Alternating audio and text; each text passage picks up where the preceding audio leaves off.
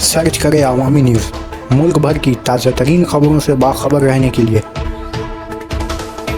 Subscribe करें हमारे channel को और बेल आइकन ज़रूर दबाएं।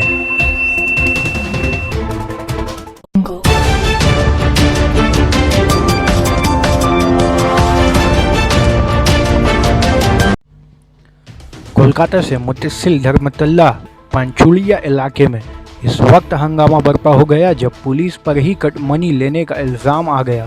ताहम पुलिस का कहना है कि लेदर कॉम्प्लेक्स थाना के तहत वाक़या 2 नंबर ग्राम पंचायत के पास एक तालाब की भरपाई करते हुए इस पर गैर कानूनी तामीरात को अंजाम दिया जा रहा था, जिसकी इत्तला मिलते ही वो सुबह करीब 10 से 10:30 के दरमियान वहां काम बंद करवाने गई थी।